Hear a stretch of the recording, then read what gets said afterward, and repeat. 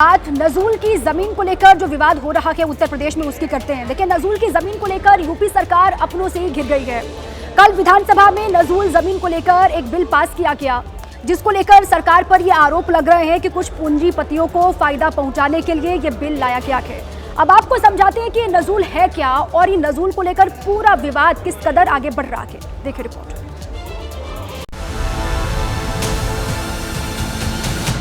नजूल की जमीन सरकार की थी, सरकार की है, तो आप तो उसमें किसी न किसी तरीके से एक्यूपेंट है ना। जो फ्री होल्ड हो चुके हैं उन पर ये रूल कैसे अप्लाई होगा, ये दो बात का जवाब भी और आ जाएगा। बुधवार को यूपी विधानसभा में नजूल भूमि विधेयक पर गर्मागर्म बहस हुई और विपक्ष के साथ ही सत्ता पक्ष के भी कुछ विधायकों ने इस पर सवाल उठा दिया। स्कूल बने हैं या जो भी सरकारी संस्थान बने हैं, क्या आप उनको भी खाली करा देंगे? जिन लोगों ने अपनी किस्त जमा की है वो किस्त देने से इनकार नहीं कर रहे हैं। सरकार ने किस्त लेने से मना किया है, इसलिए उनकी भूमि को फ्री होल्ड करना ही चाहिए। आखिर नजूल भूमि विधेयक क्या है जिसको लेकर यूपी में अपनों के ही निशाने पर सरकार आ गई, पहले उसे जानिए। ब्रिटिश शासनकाल के दौरान अंग्रेजों के खिलाफ जो आंदोलन करते थे उनकी जमीनों को जब्त कर लिया जाता था। अंग्रेजों के खिलाफ लड़ाई करने वाले लोग या तो छिप जाते थे या फिर अंडरग्राउंड हो जाते थे और उनकी जमीनों को अंग्रेज कब्जा कर लेते थे। इतना ही नहीं, राजे महाराजाओं की वो जमीन जिनके की पेपर नहीं होते थे, जो कागजातों पर नहीं होती थी, उन्हें भी नजूल की जमीन कहा जाता था। सरकार की माने तो नए कानून का उद्देश्य नजूल भूमि का उपयोग विकास कार्यों में किया जाना है। अब नए कानून के बाद नजूल भूमि का मालिकाना हक किसी निजी व्यक्ति या संस्था को नहीं मिलेगा। इसके लिए पहले से जो आवेदन दिए गए हैं वो रद्द माने जाएंगे। जिन नजूल भूमि को फ्री होल्ड कराने के लिए रकम जमा की गई, उसे ब्याज के साथ वापस करने का प्रावधान किया गया है। देखिए, सुख का अधिकार जो है वो किसी भी दूसरे की जमीन पर नहीं होता। तो सुखाधिकार हो सकता है, उसमें मलकियत नहीं हो सकती। मलकियत का नजूल की जमीन सरकार की थी, सरकार की है। जिन लोगों ने लीज का पैसा जमा किया और उनको फ्री होल्ड नहीं हो पाया, तो उनकी लीज हम रिन्यू कर देंगे। लेकिन बीजेपी के साथ ही विपक्ष के विधायकों का कहना है इस कानून के मौजूदा स्वरूप की वजह से नजूल भूमि का इस्तेमाल कर रहे आम लोगों को नुकसान होगा। साथ ही कई धार्मिक स्थल और प्रशासनिक भवन भी नजूल भूमि पर बने हैं, उनका क्या होगा, इसको सरकार ने साफ नहीं किया है। नजूल पे जो विधेयक आया है उसका हम लोगों ने विरोध किया है, क्योंकि ये जनता के हित में नहीं है। लोग बेदखल होंगे, उनके घर द्वार छूटेंगे। तो देखिए आगे क्या होता है। कहा गया है कुछ उसमें सुधार करने के लिए। विधानसभा में कल राजा भैया ने तो इस पर सवाल उठाए ही। प्रयागराज से आने वाले बीजेपी के विधायकों ने भी सरकार को घेरा। बीजेपी विधायक सिद्धार्थनाथ सिंह और हर्ष वाजपेयी ने इस मामले में सरकार को सुझाव दिया। उनका कहना है कि जो लोग पीढ़ी दर पीढ़ी ऐसी जमीनों पर रहते आ रहे हैं, उन्हें नवीनीकरण की सुविधा दी जानी चाहिए। गौरतलब है, प्रयागराज में बहुत संख्या में लोग नजूल की जमीनों पर रहते हैं।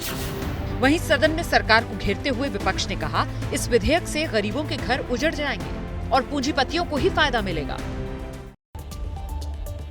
और इस बीच अभी की बड़ी खबर मैं आपको बता दूं, ये जो नजूल संपत्ति विधेयक है ये फंसता हुआ नजर आ रहा है और उसके पीछे वजह यह है कि प्रवर समिति को इसे भेजने की सिफारिश कर दी गई है। तो विधान परिषद में ये बिल अब फंसता हुआ दिख रहा है। और खबर यह भी कि भूपेंद्र चौधरी ने बिल पर आपत्ति जताई है, जो कि वहां प्रदेश अध्यक्ष हैं बीजेपी के। तो आपको एक बार फिर से बता दें, अभी की बड़ी खबर, अब इसमें बदलाव की गुंजाइश होगी। मैं सीधे आपको लिए चलता हूं, अभिषेक उपाध्याय मेरे सहयोगी इसी खबर पर अधिक जानकारी के साथ जुड़ गए हैं। तो ये बिल क्यों फंसा अभिषेक, ये तो खबर है, लेकिन इसमें एक चीज और मुझे नजर आ रही है कि अगर भूपेंद्र चौधरी की तरफ से ही इस पर सवाल खड़े कर दिए गए हैं, जो कि वहां प्रदेश अध्यक्ष हैं, तो सरकार और संगठन में विवाद वाली बात जो चल रही थी वो तो और ज्यादा फिर बढ़ती हुई दिख रही है।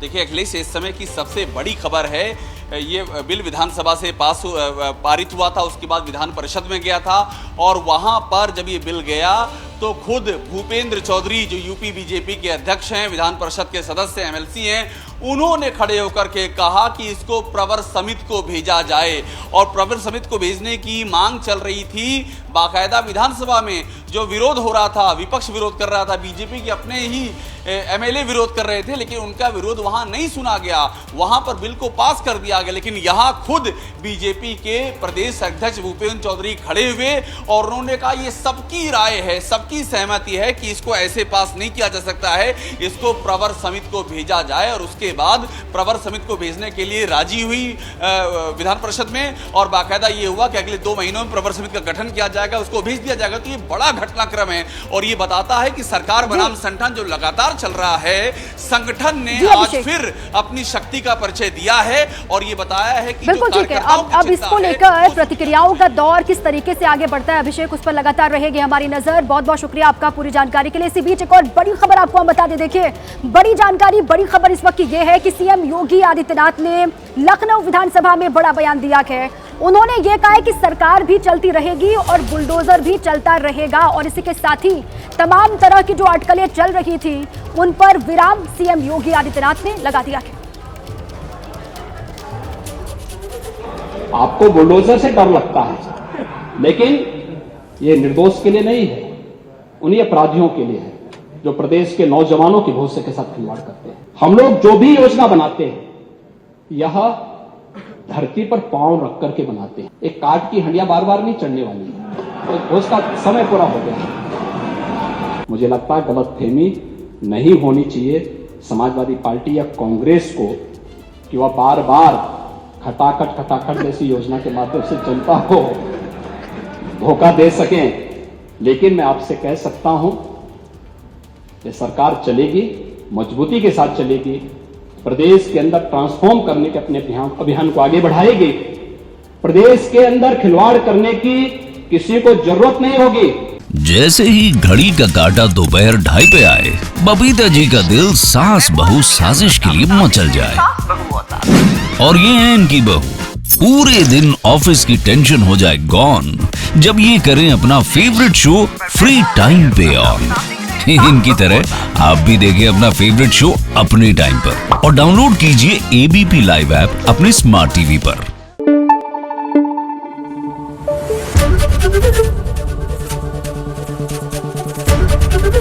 एबीपी न्यूज आपको रखे आगे।